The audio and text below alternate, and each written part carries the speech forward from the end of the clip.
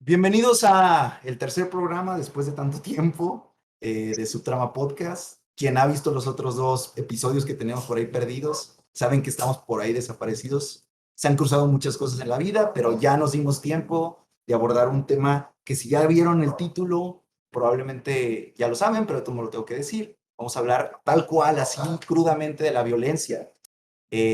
Nos acompañan aquí dos personas que tienen cierta expertise en el área o cierto contacto con lo que se llama violencia. Creo que todos tenemos en algún momento de nuestras vidas contacto con la violencia, es inherente al ser humano, pero el interés de invitar tanto al teacher Alan, que ahorita se presentará, y a Sinei, que también la presentaremos y se presentará, es poder tener otras ópticas que a lo mejor cuando no estamos, cuando uno lo piensa solo, analiza el programa solo, perdón, el tema solo, lo que termina por pasar es eso, ¿no? Que uno se queda como con muchas preguntas y a lo mejor sin tantas respuestas. Y a lo mejor ahorita nosotros cuatro hablándolos aquí, pues tal vez no vamos a resolver nada, pero vamos a llegar a ciertas conclusiones que nos pueden acercar a encontrar algo más de lo que leemos en un libro o de lo que vemos en algún video, ¿va?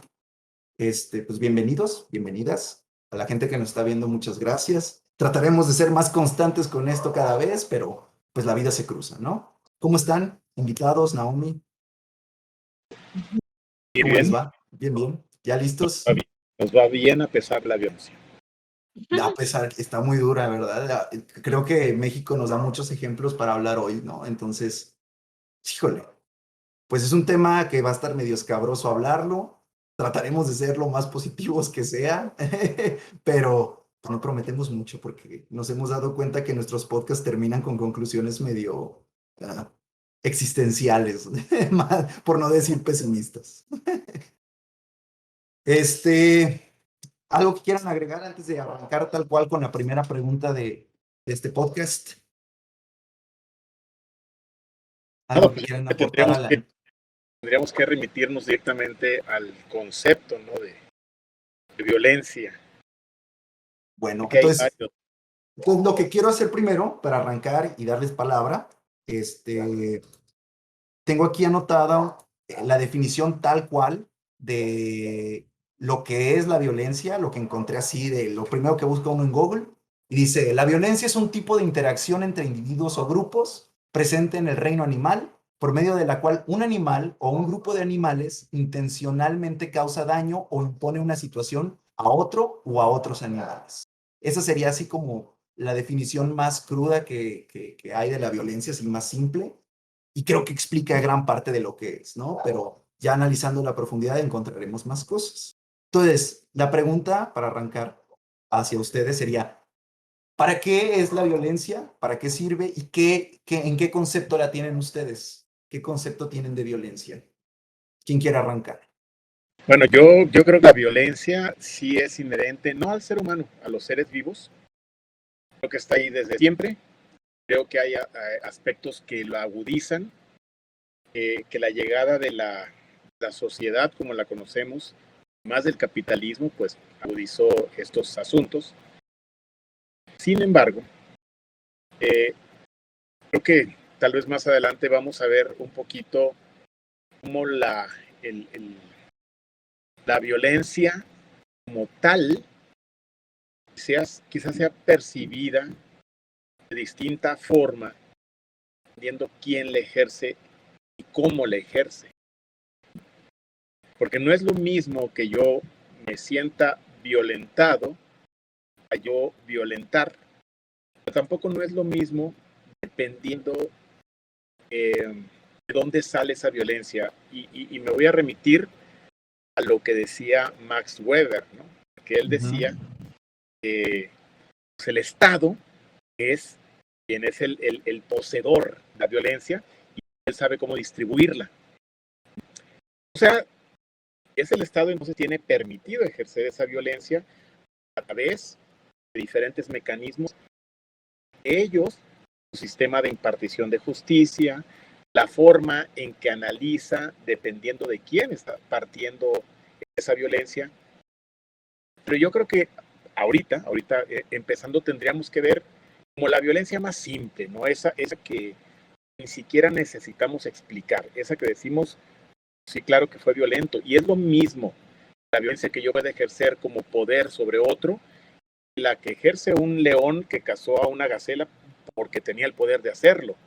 O sea, al final de cuentas es el poderoso contra el débil, y esa violencia lo que demuestra es justamente poder.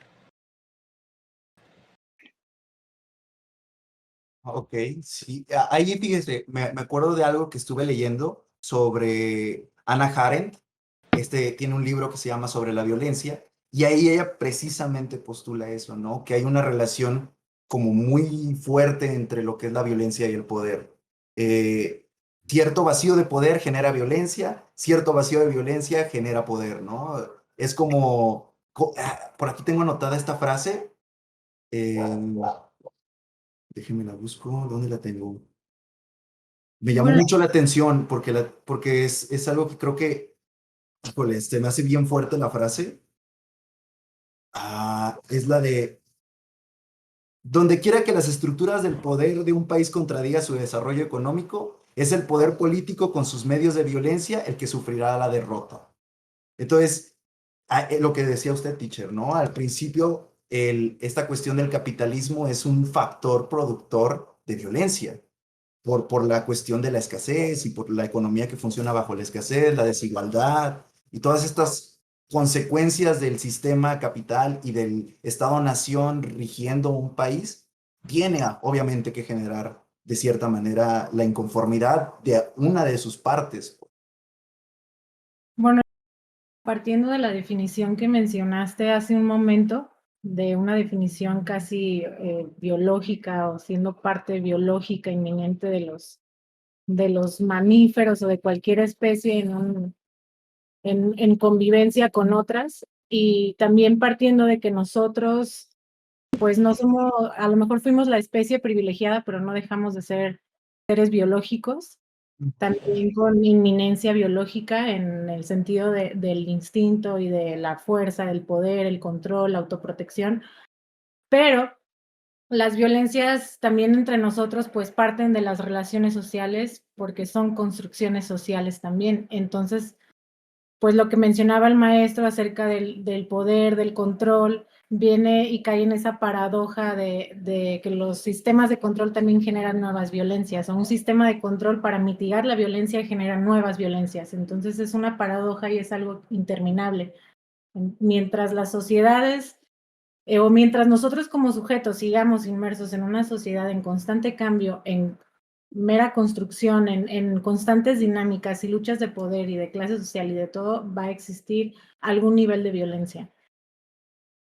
O sea, entrando en diferentes tipos de contextos, lo que, por ejemplo, en algún polo del planeta puede ser violento, en otra latitud tal vez no. Entonces también debemos contextualizar las violencias en tiempo y espacio. Yo desde mi punto de vista como geógrafa también.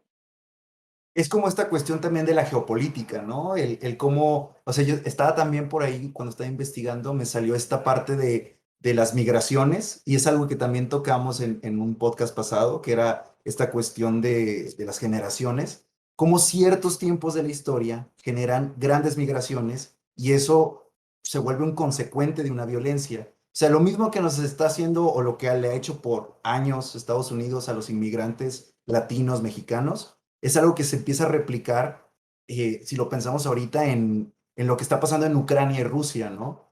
Toda esta migración que están teniendo los rusos por no querer ser parte de la guerra o no querer ser parte del servicio militar, va a generar de cierta forma una violencia en los países o en los estados aledaños, ¿no? Hay una cuestión en donde la relación con la violencia tiene que ver también con un territorio, con una posesión, ¿no? Creo que una parte innegable de lo que causa ciertos problemas en la sociedad está relacionada con la propiedad privada, en donde al primero que se le ocurrió decir, esta es mi tierra, como decía Rousseau, esta es mi tierra y esta es la propiedad privada, generó un conflicto hacia el otro, ¿no? El momento, creo que a la par creó la civilización como la conocemos, pero también generó una división con el otro, ¿no? Un apartarse del otro y un segmentar la tribu de cierta forma.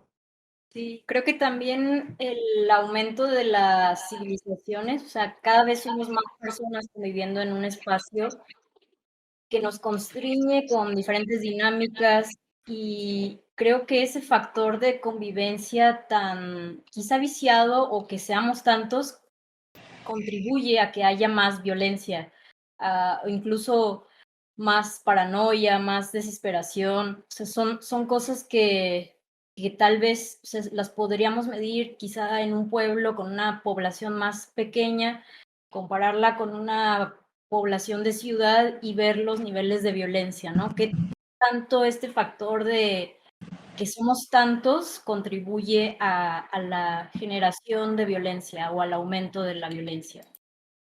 Pues yo encontré curiosamente algo sobre eso. Lo platicaba con el teacher ese día que nos topamos en el café. Hay un libro que se llama El Zoomano de Desmond Morris, a lo mejor lo han escuchado, en donde este cuate habla de la supertribu, ¿no? El cómo ahora la civilización está configurada en una cosa que le llama él supertribu. O sea, no es lo mismo tener una pequeña tribu, una pequeña comunidad de, no sé, a lo mucho 150 habitantes, a compararte en cómo te vas a manejar en una ciudad con 6 millones de habitantes, donde técnicamente no conoces ni el 1% de la gente que te rodea.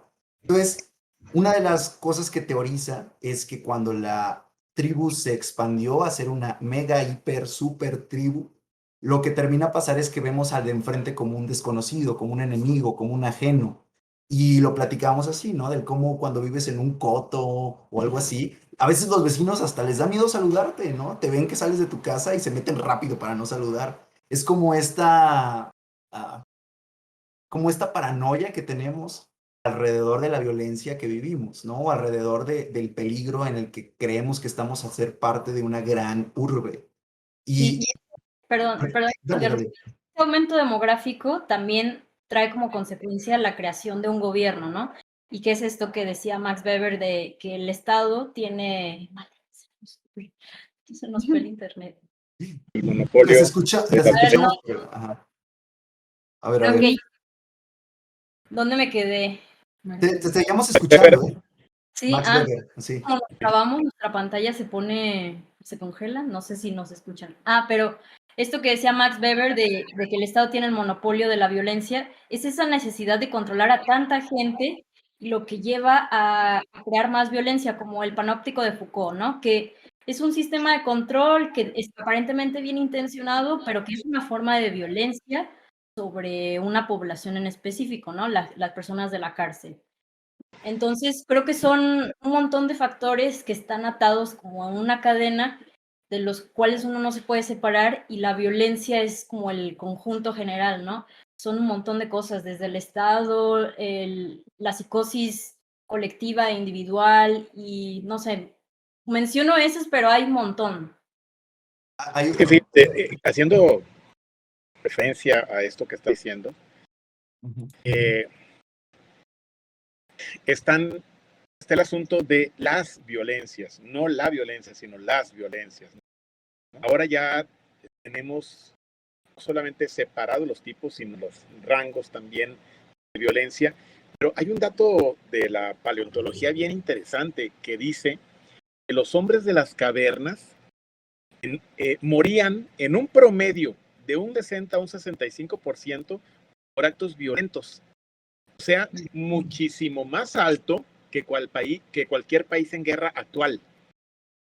¿Ah? Pensamos que antes era como todo más bonito y la gente se moría de vieja, pero la paleontología nos dice no es cierto. El 60-65% de la gente era asesinada. Entonces ahí también entra otro asunto que es la reglamentación. El qué prohíbo y qué permito como gobierno, volvemos al asunto del Estado, para decirte si lo puedes hacer, no lo puedes hacer. Vaya, en las cavernas alguien podía preguntarse, pero ¿por qué mataste a este hombre? El otro pudo haber dicho, es que me quitó mis flechas para cazar. Bueno, decía toda la tribu, bueno, sí, se pasó, ¿no? Te quitó las flechas. Pero hoy no puedes alegar eso. Porque básicamente, si hacemos la comparación, que no la podemos hacer tal cual, de la violencia en esa época y de la violencia hoy, es que en esa época sí existía la violencia y no las violencias. Entonces en esa época te mataba el punto. Sí, ya. No existía, digamos, por ejemplo, la violencia de género o la violencia por el abandono, la violencia económica, nada de esto existía. Entonces, yo creo que aquí también tendríamos que ver qué violencia es de la que estamos hablando y sobre todo entender que hoy tenemos una amplia gama de violencias. Eso es una cosa que tenemos ahí en la escaleta. A ver si puedo ver, si lo puedo relacionar ahorita. Que bueno, aquí lo dividimos así, ¿no? Como violencia animal y la pregunta sería, ¿es instinto nada más? Porque no hay un concepto de violencia en los animales como tal. La violencia humana, la primera pregunta sería si es por aprendizaje o es una cuestión de supervivencia o si todos tienen, y también la pregunta es de si todos tienen la capacidad de ejercer violencia o ser violentos, ¿no? Esa sería una pregunta para ir bajando el tema, pues. La violencia animal, ¿por qué sucede? O sea, la respuesta más básica sería pues, por instinto, pero eso nos vuelve a nosotros también parte de ese mismo reino, ¿no? Entonces, el link que yo haría es, pues sí, está en nuestro instinto ser violentos, pero nosotros tenemos algo que los animales no, que es la capacidad de razonar y la capacidad de conceptualizar. Y una cosa maravillosa que estaba viendo precisamente para este podcast, lo estaba viendo, que es neurobiología, así se llamaba, neurobiología del cerebro durante la violencia, ¿no? Entonces, en resumidas cuentas, sin meterme en tantos términos, porque muchas cosas no las dominaba, obviamente era una conferencia de neurólogos, hablaban de la parte prefrontal del cerebro y de cómo, me llamó mucho la atención porque uno piensa, bueno, entonces si alguien tiene mal desarrollada esa parte, pues es violento. Pero lo que estaba tratando de explicar este doctor es que son, se causa mutuamente ese problema. Si tú eres alguien que vive en un contexto en donde vives alrededor de violencia o desde infante recibes violencia, lo que postulaba él a partir de sus estudios es que el cerebro, la parte prefrontal, se empieza a modificar. Entonces, cuando tú no tienes la parte prefrontal o cuando no hay un gran desarrollo en la parte prefrontal, no hay una capacidad de detener los impulsos, sea el cual sea. Entonces, podríamos intuir que una persona que es sumamente impulsiva no solo es producto de su contexto, ya es un producto también neurobiológico a partir de haber sufrido el contexto. Entonces, eso creo que podría dar cierta hipótesis para teorizar esta parte de las comunidades aisladas o las comunidades de bajos recursos en donde se experimenta mucha violencia.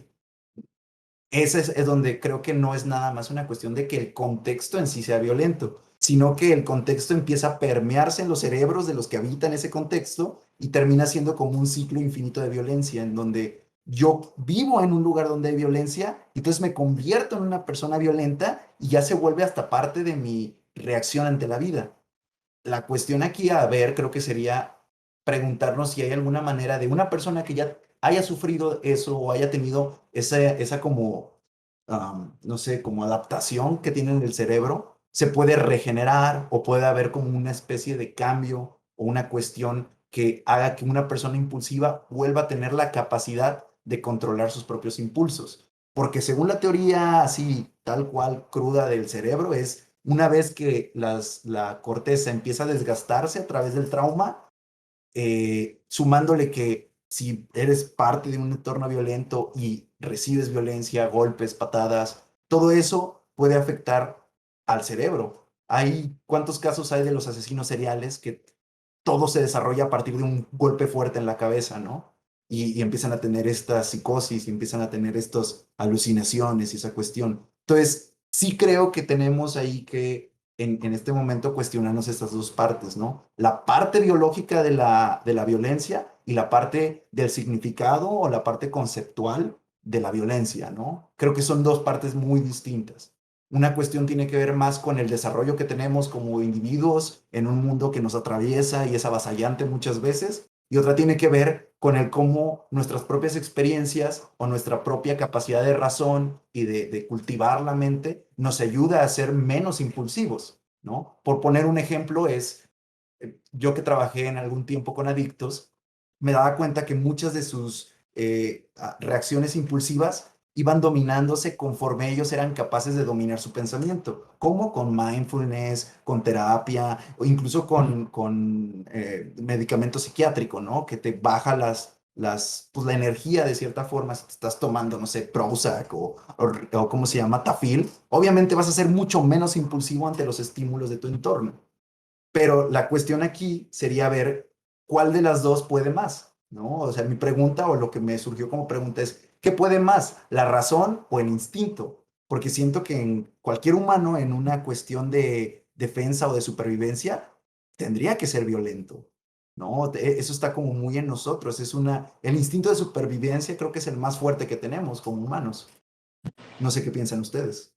Evidentemente sí, como dices, o sea, el instinto sí tiene mucho que ver, pero también el contexto y otros factores socioculturales de la moralidad, los valores de familia, independientemente de lo que se viva en el barrio, lo que se viva en la comunidad, pues sí tiene que ver de dónde vengo, ¿no? Entonces, si las personas obtienen una oportunidad de regenerarse o de regenerar sus actitudes como sociópatas,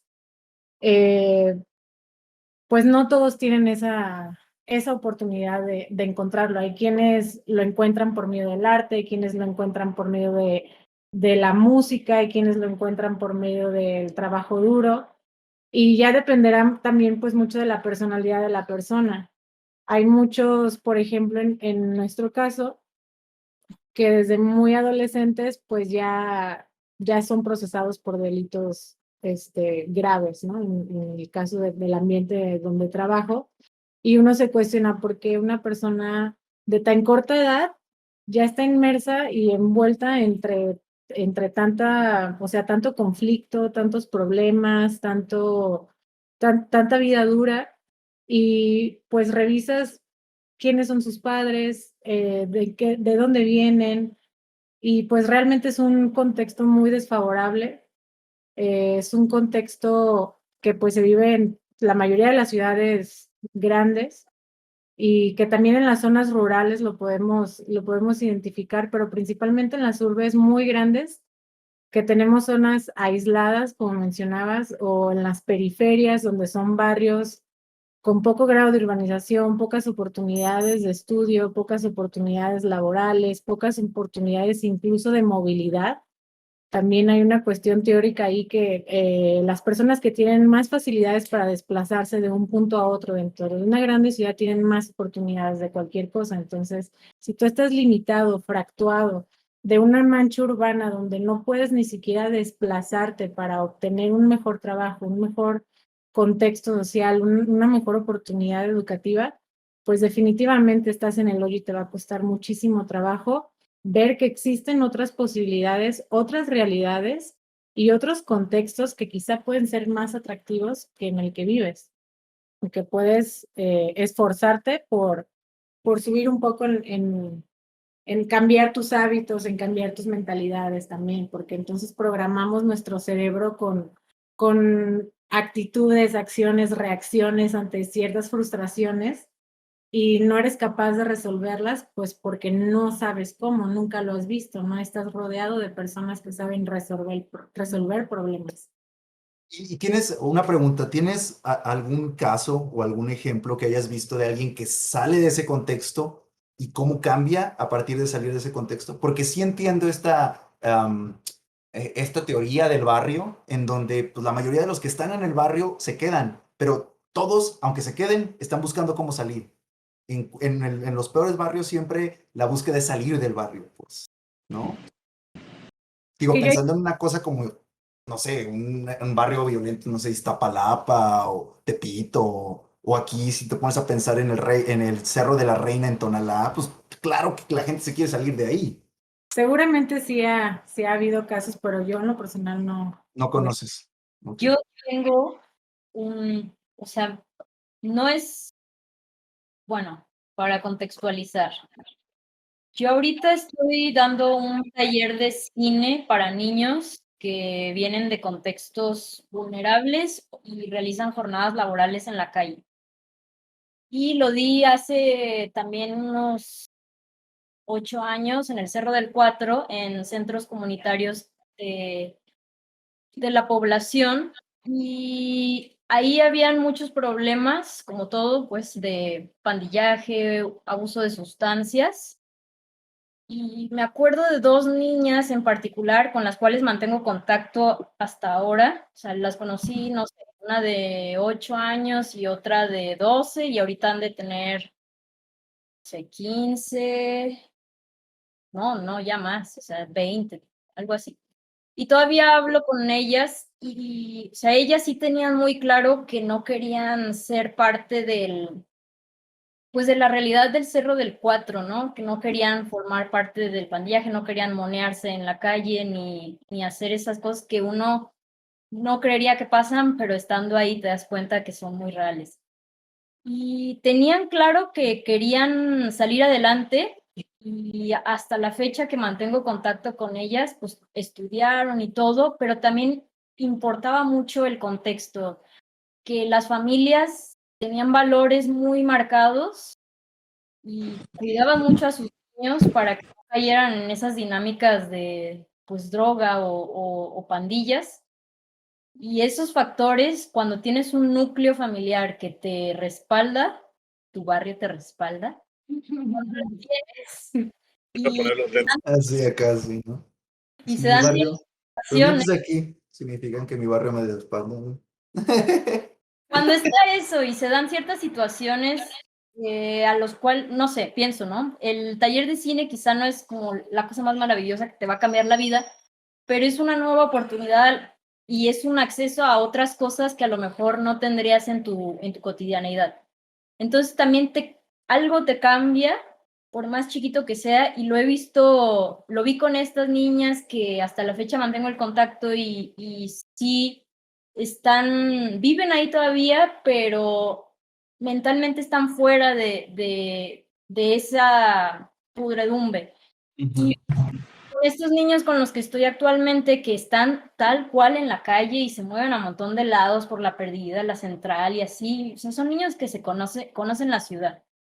Y pues juegan y todo, pero tienen este contacto con el mundo ya como un adulto, ¿no? Ven muchas cosas, pero cuando, cuando tú tienes una familia, un núcleo, y cuando se presentan a ti situaciones, posibilidades, oportunidades de hacer algo diferente, creo que por más pequeño que pueda ser, sí refleja o puede tener un cambio positivo en la mentalidad. Y a lo mejor no te va a dar la oportunidad ni el $1,000,000 que necesitas para salir del barrio, pero algo genera, ¿no? Entonces, ya me extendí, pero ese es el ejemplo que yo te puedo dar desde mi experiencia en el trabajo con niños. O sea, ¿tú crees que entonces ciertas ocupaciones, sumándole un contexto positivo, una red de apoyo familiar, puede evitar que una persona que sea parte de un contexto macro violento pueda no rechazarlo, porque pues, no nos queda opción de rechazarlo, no, sino como aislarse de ese daño que te puede producir el contexto? No, no del todo, pero creo que te hace ver cosas que a lo mejor no verías si no tuvieras esas oportunidades y si no tuvieras una red de apoyo. Piensa, no sé, en los niños que los capta el narco, muy chiquitos llegan, te prometemos tanto dinero, ten tu arma y pues eres carne de cañón, pero ellos ni en cuenta porque tienen dinero.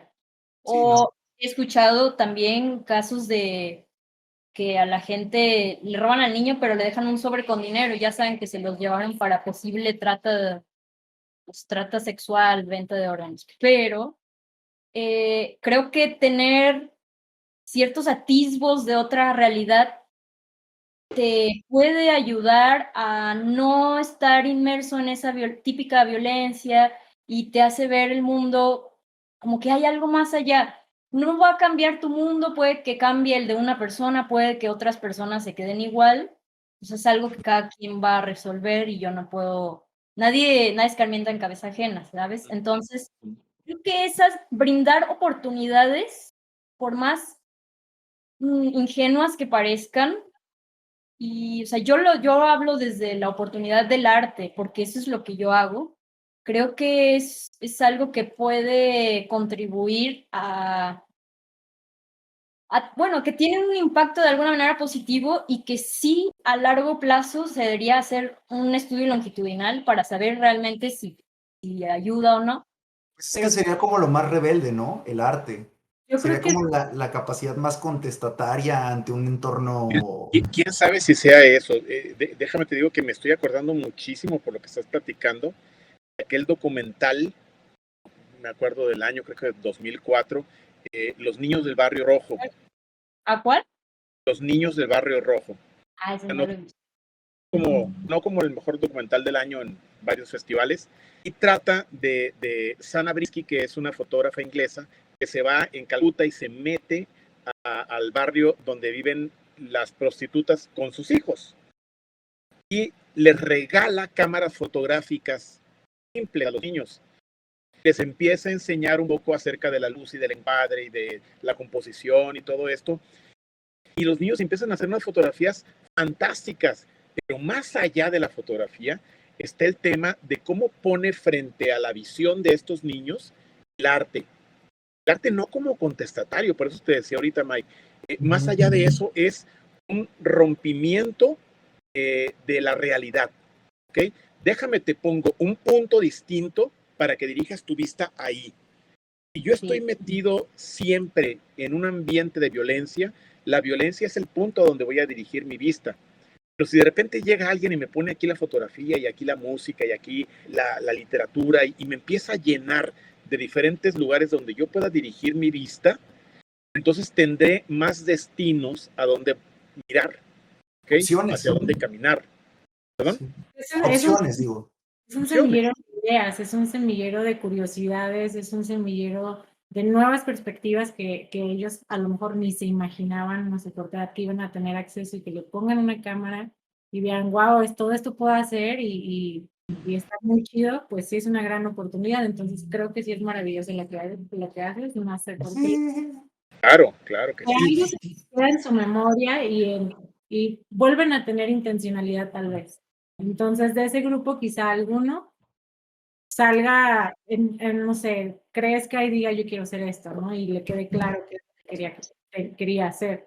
Y también, pues, no hay que olvidar que muchos de esos barrios, muchos de esos niños que viven en esos barrios y mucho del origen de esos barrios, pues también es una consecuencia sistémica y estructural. O sea, no, si lo vemos a una escala ya barrial, pues sí son los niños, sí es la gente, sí son las dinámicas sociales de ese lugar en particular, pero todo es una consecuencia de un sistema estructural y de una violencia estructural o tipos de violencia de todo un sistema en el que funcionamos y estamos relacionados todos y que de alguna manera llega hasta ellos y de alguna manera a ellos los posiciona en ese polo, ¿no? De la sociedad, porque ya estamos en un México tan polarizado que, que o estás en lo más alto o te vas al fondo. Exacto. Entonces, pues sí, mucho del contexto urbano y del contexto rural, ¿por qué no? Pues también es una consecuencia de la globalidad y cómo estamos funcionando en la actualidad globalmente.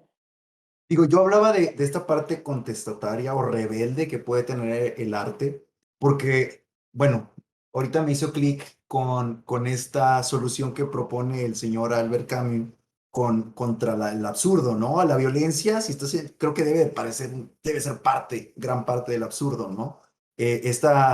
Citando al señor Alan Watts, acá el tocayo del teacher, que hablaba de que cuando le preguntan sobre la guerra y sobre estos periodos violentos entre el hombre, él habla de que es como una especie de sadismo humano, ¿no? Es como ese maltratarnos a nosotros mismos.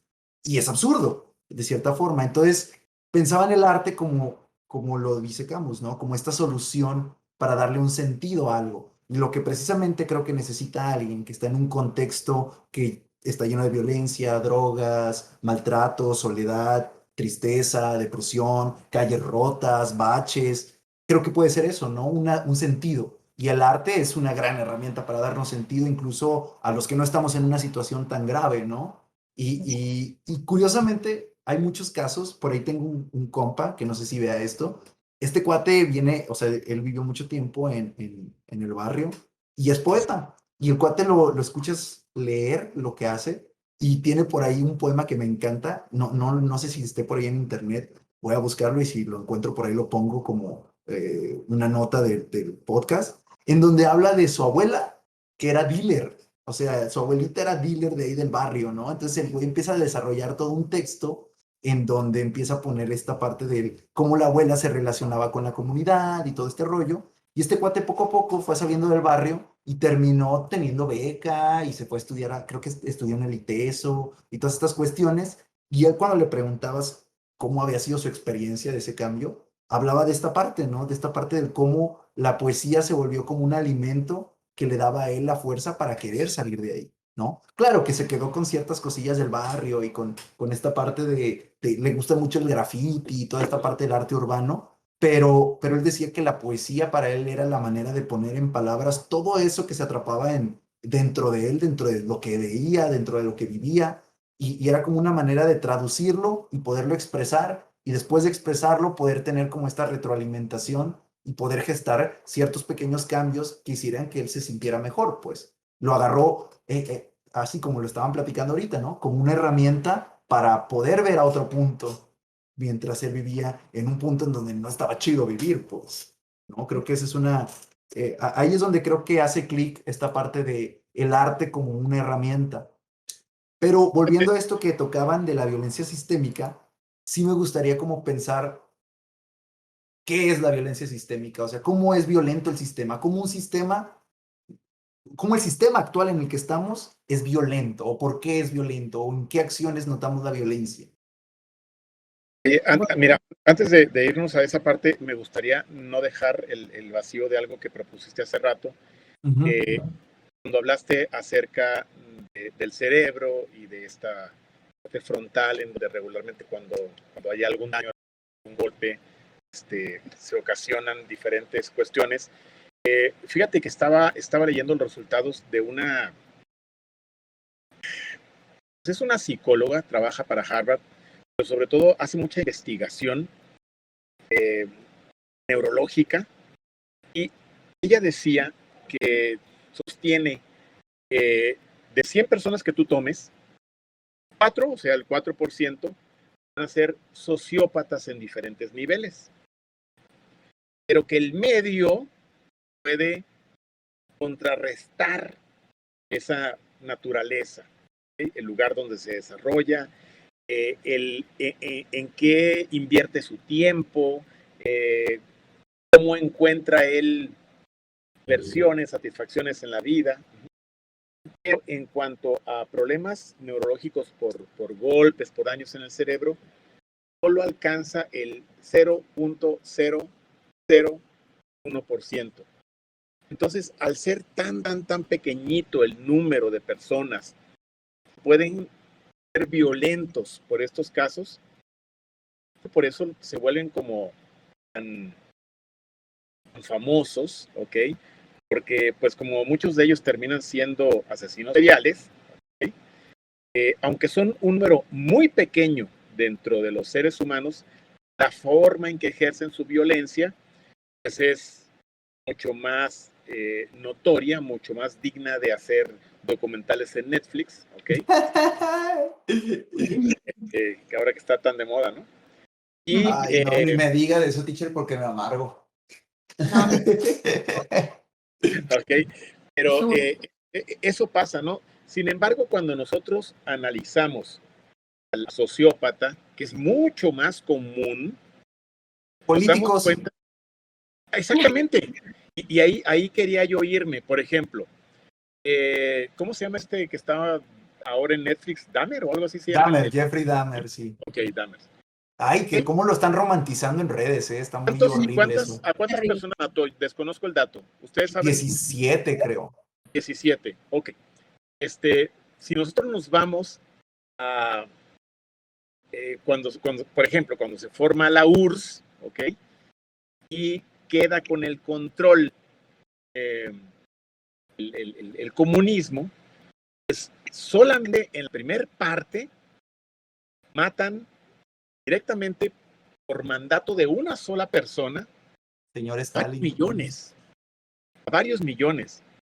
Pero como esa es la violencia ejercida desde el Por el Estado, Estado. Ujú. la vemos de una manera diferente. Pero cuando el Estado es una sola persona, como en este caso, ¿sí? Entonces ya estamos hablando de que un sociópata, que es mucho más común que una persona con un daño neuronal, pues resulta que tendríamos que tener mucho más conocimiento de los controles que se debe de tener. Es un 4%. La verdad es que hablar de que el 4% de la humanidad es sociópata, pues estamos hablando de un montón de gente. Sí. ¿Ah? La cuestión es que creo que ahí es también, entraría algo que más en relación, es algo que analizábamos en la carrera, que era cómo un mismo estímulo, un mismo impulso puede ser redirigido, ¿no? O sea, es lo mismo, de cierta manera, la estructura cerebral o la acción es la misma de un carnicero, de un asesino y de un médico. La única diferencia es cómo canalizan ese tipo de violencia, ¿no? El médico te va a cortar y te va a abrir vivo, pero para salvarte, ¿no? El carnicero a lo mejor pues no tiene tanto problema porque trabaja con cosas muertas, ¿no? Con carne muerta. Y el asesino es alguien que redirige mal ese impulso de, digo, no sé qué tengas que tener específicamente en el cerebro para no sentir algo cuando le metes un bisturí a alguien, pues, o sea, creo que nomás yo el hecho personalmente de imaginarlo me causa algo, pues, el cómo se siente tu poder de ejercer el atravesar un cuerpo, pues, el causar un daño a un cuerpo, ¿no? Eso creo que a mí, si yo llegara a ser si hubiera llegado a ser médico en algún momento, creo que hubiera sido mi barrera, pues. Sí, no sé. Si el mero hecho de que me cuenten cuando alguien lo operan y que te dicen, no, es que me abrieron la rótula y me metieron 5 tornillos, me pone así todo escabroso, así de, no me imagino.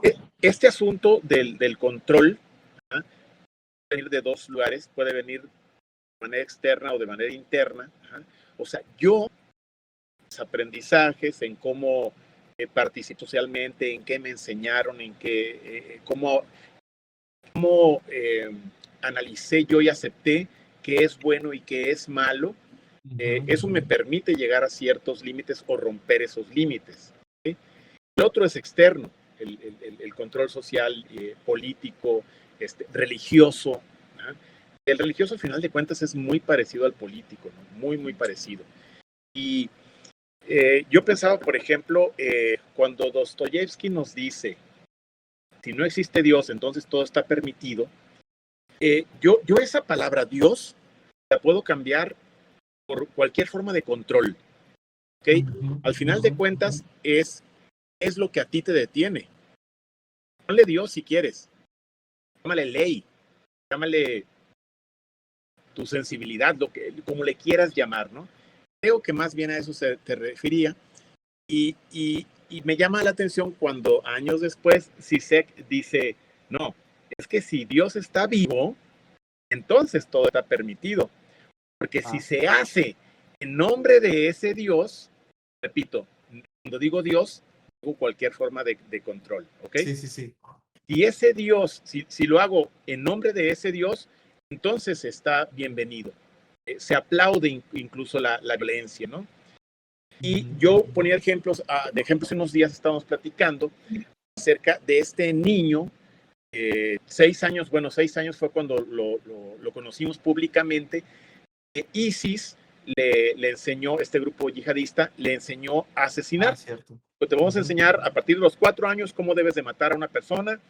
Entonces le hicieron unos videos con una superproducción hollywoodense de cómo mata a las personas. Pero aquí está el asunto de lo que consideramos violento positivo, que es otro de los temas, la violencia positiva y la violencia negativa, ¿ok?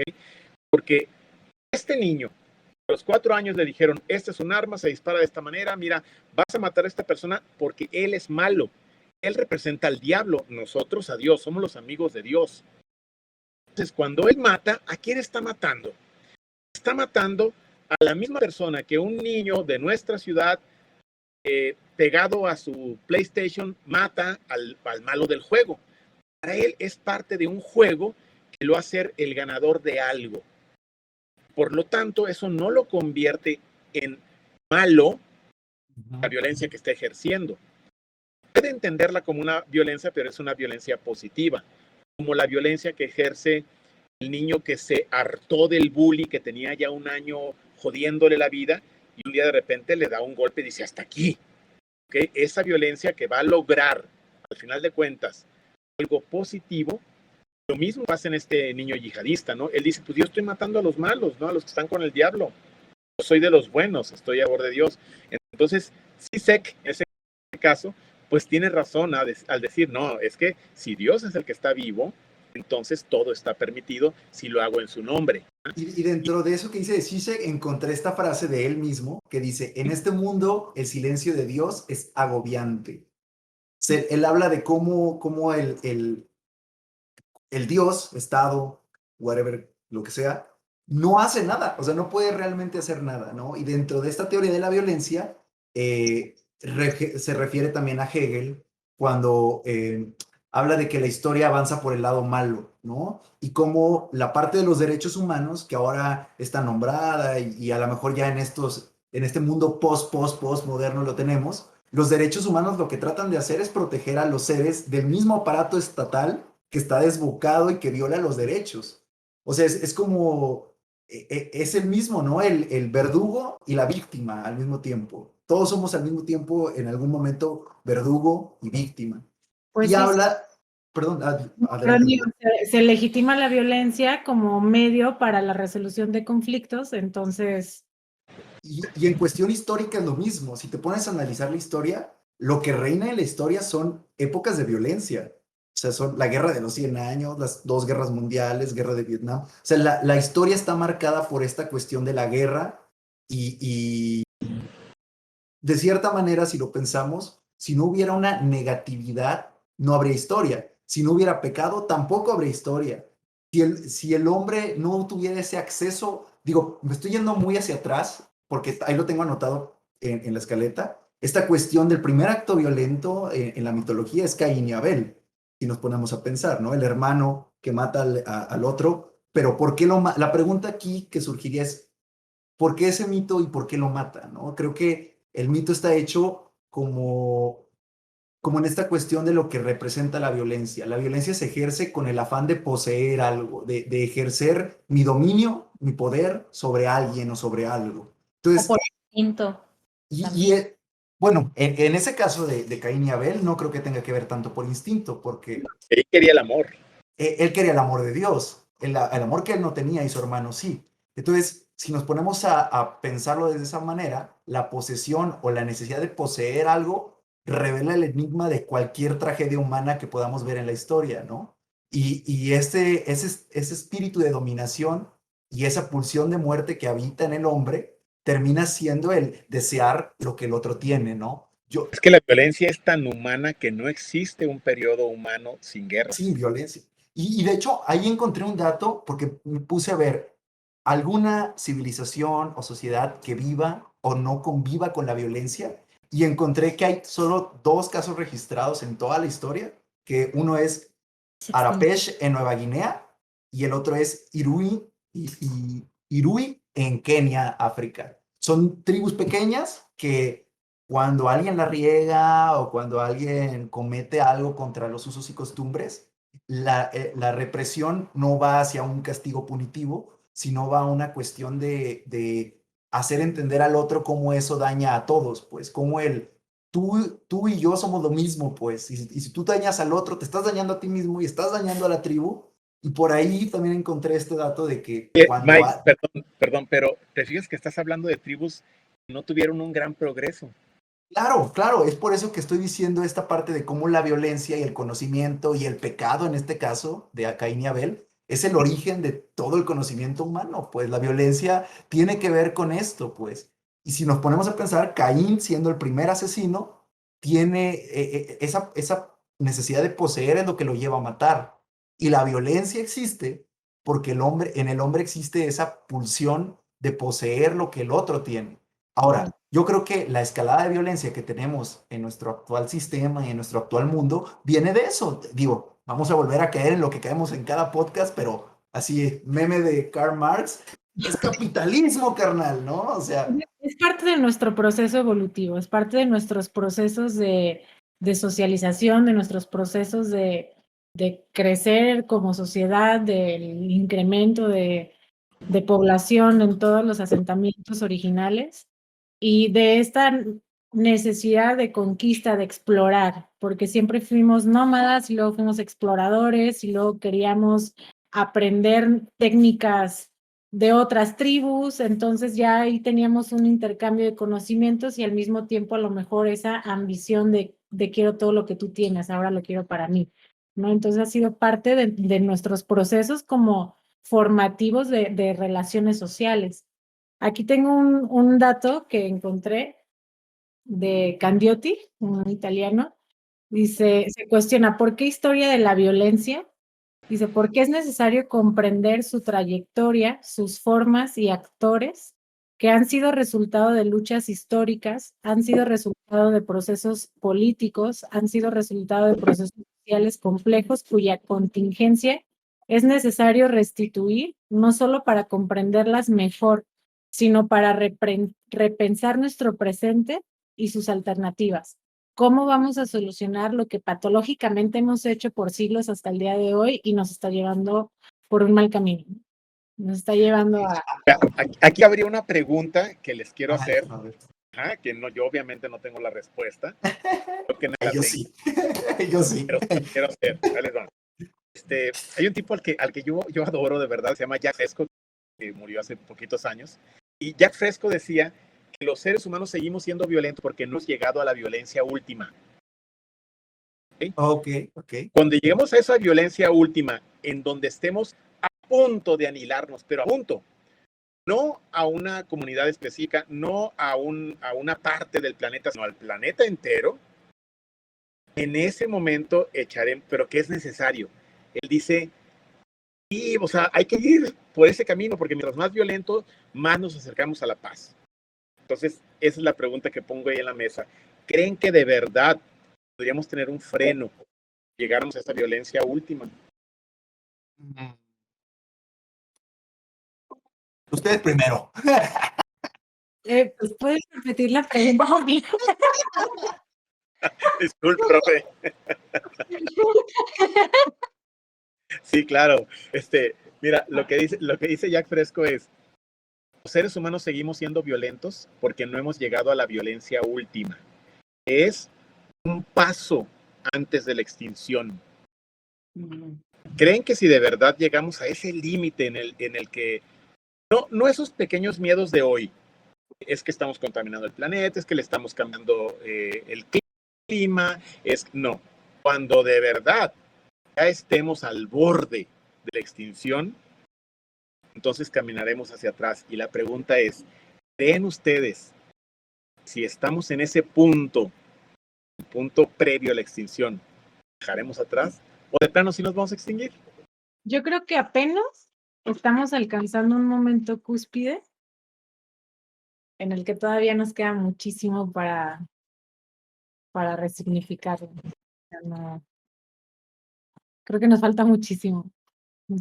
Pues yo voy a hacer una cita que creo que va a estar más dura, pero esta frase que dice aquí Hannah Arendt, que dice, la paz es la continuación de la guerra por otros medios. La paz es la continuación de la guerra por otros medios. Y dice aquí, en palabras del físico ruso Sarajov, una guerra termonuclear no puede ser considerada una continuación de la política por otros medios. Sería un medio de suicidio universal, ¿no? Creo que me hace clic con esta, creo que era la paradoja de Fermi, si no me equivoco, de esta teoría del espacio, en donde empiezan a postularse que si hay otras civilizaciones inteligentes, porque no las conocemos, ¿no? Y una de las propuestas en medio de esa teoría es que hay ciertos filtros que las civilizaciones van pasando, ¿no? Nosotros ya llegamos a un filtro que sería el conocer el poder de las armas nucleares. Entonces, una de las teorías dice que hay dos, o encuentran ese poder y eso mismo hace que esa civilización o esa sociedad, esa especie, no se suicide de cierta manera porque sabe que el detonar una bomba es detonar todas las demás y cree que muchas de las civilizaciones que han existido dejaron de de existir o no están ahí porque no pasaron ese filtro, ¿no? Simplemente presionaron el botón y por eso estamos solos en el espacio, ¿no? En el universo. Yo personalmente, yo creo que no vamos a llegar a un punto. Uy, bueno, y si llegamos, falta mucho, pero yo no sé si eso nos va a llevar a la extinción. Creo que ahorita todos entramos hace unos meses en alarma por lo que empezó a pasar en Rusia y en Ucrania y en el mundo y eso. Y creo que les interesa más el dinero y el poder que el mero hecho de destruir. Entonces, creo que mientras el sistema siga prohibiendo de esos premios, llámese dinero, llámese poder, llámese lo que sea, creo que sí nos va a limitar de cierta forma el autodestruirnos. Y creo que antes de destruirnos violentamente, vamos a destruir el mundo y el mundo nos va a destruir a nosotros y después se va a regenerar. Digo, no es la primera vez que pasa en la historia de la Tierra. Creo que van, si no tengo mal el dato, creo que van 5 extinciones como tal sobre la Tierra. Y estamos empezando la 6ª extinción. Por ahí hay un libro que creo que cité en uno de los podcasts. Y lo que postula es eso, ¿no? El cómo estamos llegando a un límite en materia del agua, en materia de los recursos, en materia de cómo estamos ocupando el mundo. Algo a mí que me hace pensar mucho el que, pues sí estamos condicionados a cada vez ser más violentos entre nosotros, es que trabajamos o vivimos en un sistema que parte a partir, que parte o que surge desde la teoría de la escasez. Y como las cosas cada vez son más escasas, y cada vez el humano necesita más poseer lo que el otro posee, vamos a hacernos más violentos. Nada más que la violencia ahora está eh, normalizada, creo que sería la palabra, y todo el tiempo estamos viendo noticias violentas, todo el tiempo estamos enterándonos de cosas violentas y estamos pidiendo violencia, y creo que ese es el riesgo más grande, el que en el momento en el que la normalizamos, ya nos da igual la vida humana, ya nos da igual que si mataron a 60, que si mataron a 70, es como, mira, ayer mataron a 70, hoy nada más fueron 64, ¿no? Qué bueno, mataron a 6 personas menos que ayer, y creo que eso es lo más difícil de paliar en el humano. Este volver a la razón y ver la violencia como algo que no es bueno, pero no sé, yo sí creo que estamos condenados a la extinción. Yo soy un pesimista, no puedo hacer más. Yo creo que la guerra y el arte son las improntas de la humanidad y que van a existir formas de violencia mientras nosotros existamos como especie. Y, o sea, y también, inclusive si no existiéramos, la Tierra es violenta por sí misma. O sea, el Big Bang, la teoría del Big Bang es violenta. Todo puede ser violento y no hay necesidad de ponerle como categorías, ¿no? Pero creo que hasta el hecho de extinguirnos es una forma de violencia y es algo al cual no vamos a escapar. Pero ahí cuando mencionaste, yo quiero ya como desviarme un poquito del tema porque mencionas lo de la normalización de la violencia, ¿no? Y quiero traer a la mesa un término que a mí me gusta mucho, que se lo saqué a una antropóloga y ella habla de una economía visual. Entonces, ella ve productos visuales diversos, no nada más la foto, sino todo lo que es visual, de repente ya adquiere una connotación como de mercancía, ¿no? Entonces ahorita en un mundo de inmediatez y de conectividad y de pues, multiculturalismo en el que estamos totalmente expuestos a imágenes de 1000 tipos, la violencia y otras cosas entran en nuestro día a día y en qué grado el hecho de que estemos tan expuestos a imágenes violentas, a noticias de asesinatos, a series en Netflix de asesinos, a la romantización de la violencia y a la justificación, ¿en qué medida eso puede llegar a justificar la violencia? Y, o sea, lo dejo ahí, ¿no? Como el hecho de que estemos tan inmersos y tan acostumbrados a eso, ¿en qué medida se justifica todo tipo de violencia gracias a lo visual? Yo personalmente creo que no es como tal que la justifiquemos, sino que creo que no encontramos la forma de pararla. Y creo que esa no forma de pararla es por lo mismo que decía de los derechos humanos, ¿no? En donde, pues ahí están los derechos, pero cuántas veces se rompen, ¿no? O sea, si para este tema yo estaba analizando esta parte filosófica de la violencia y por ahí me topé con la clásica teoría del amo y el esclavo, ¿no? Esta cuestión del cómo siempre el humano ha necesitado la dominación y otros, por circunstancias que tú quieras, han sido dominados. Entonces creo que la cuestión ahí es que la violencia tiene que ver también con, digo, ay, es que a lo mejor si lo digo nos van a hacer shadow ban, pero Hitler y su teoría del espacio vital, o esta... El bigotito. No, pero su teoría del espacio vital, en donde él hablaba de esta necesidad de expansión y se relaciona de cierta manera con el concepto de la voluntad de poder de Nietzsche y toda esta cuestión del humano como un ser que necesita, o el superhombre más que el humano, con esta necesidad de expandirse, de ser más, de tener más. Digo, creo que eso es obvio que ha pasado siempre en la historia. Ahí está Napoleón, ahí está el psicópata este Alejandro Magno, que todos admiran, pero era un fucking psicópata. Todos estos imperios siempre terminan por caer por una razón muy sencilla. ¿Cuándo cayó Roma? Cuando el esclavo dejó de querer ser esclavo. Cuando el dominado, cuando el esclavo deja de reconocerse como esclavo y deja de y quiere dejar de someterse es cuando caen los imperios. Cuando pasaron todas estas rebeliones de los gladiadores, o sea, digo, también eso fue muy, cuando yo pienso en esa parte de la historia de Roma, se me hace hasta chistoso, ¿no? Agarramos a estos güeyes, les damos el mejor entrenamiento para que sean unas fieras con las espadas y un día uno de ellos dice, güey, es que podemos ser libres, ¿no? Entonces agarran a sablazos a toda la población, ¿no? Es como, a ver, es como digo, los dichos nunca mienten, ¿no?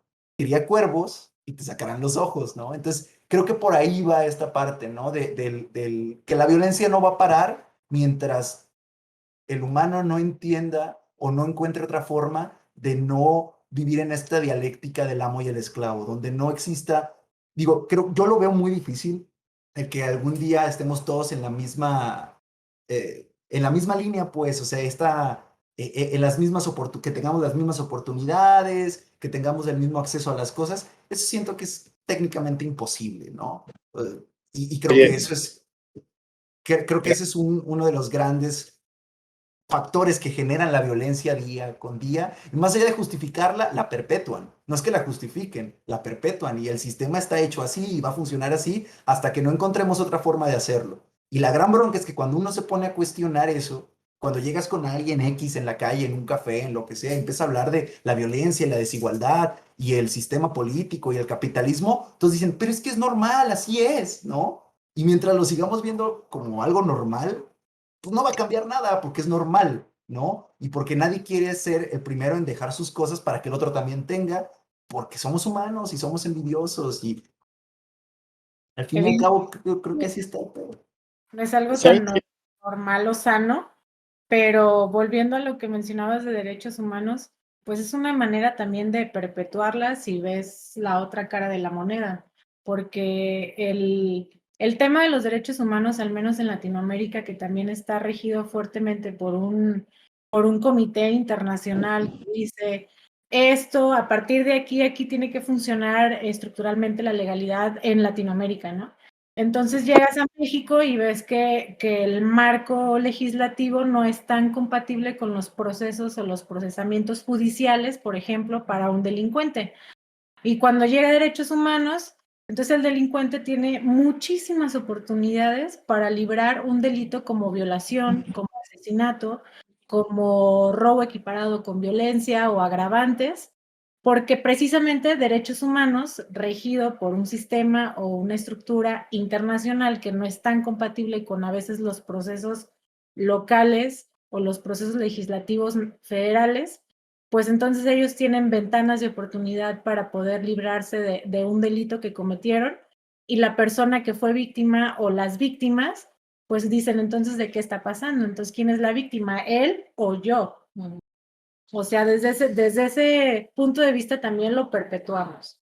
O sea, no podemos hablar de minimizar violencias, delitos o acciones delictivas cuando les estás dando también la oportunidad de que bueno, lo voy a hacer porque al final de cuentas hay un sistema estructural legislativo que pues no funciona tan bien para lo que voy a hacer y a lo mejor estoy unos meses y luego salgo.